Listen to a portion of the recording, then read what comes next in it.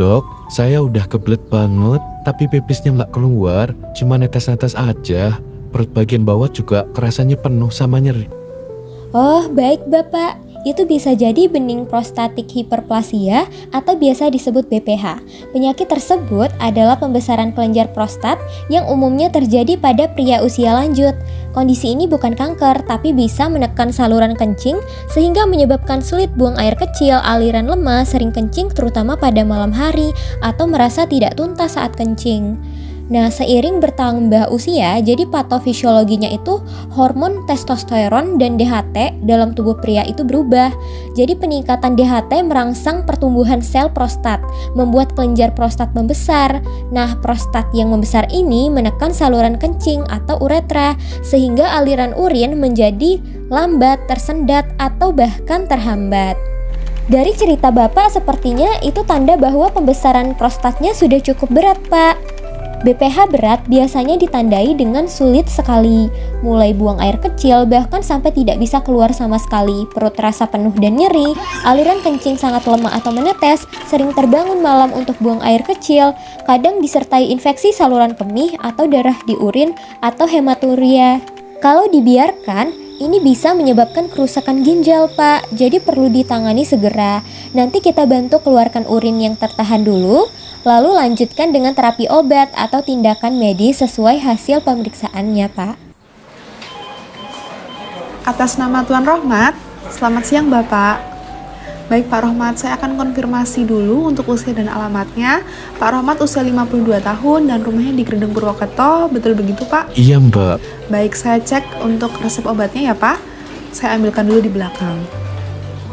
Nah, Bapak ini untuk obatnya sudah saya ambilkan, ada tamsulosin dan dutasterid ya Pak. Selama ini Bapak merasakan kesulitan untuk buang air kecil ya? Betul. Betul Pak, karena prostat Bapak sudah lumayan lama, maka dokter memberikan obat tamsulosin dan dutasterid. Nah, obat ini nanti diminum ya Pak. Nanti tamsulosin ini akan melancarkan aliran kencing Bapak, lalu untuk dutasterid ini akan mengecilkan ukuran prostat secara perlahan. Nah, untuk cara minumnya, si tamsulosin ini diminum 1 kali sehari setelah makan, tapi dijeda dulu ya Pak, sekitar 1 jam setelah Bapak makan.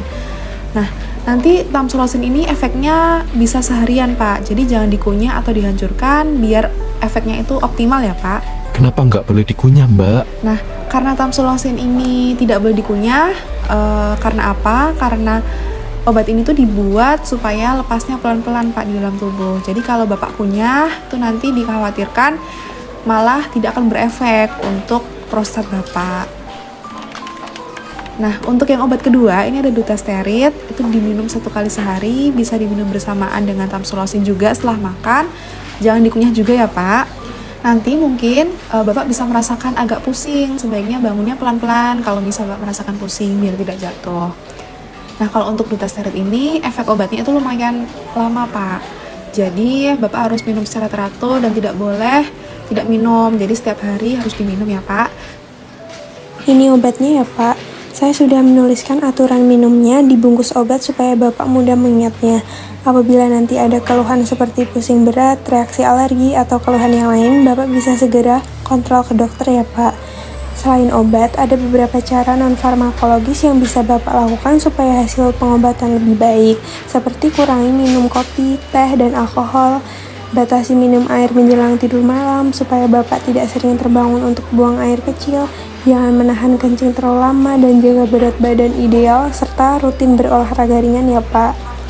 Terima kasih banyak Mbak penjelasannya, saya jadi lebih paham sekarang.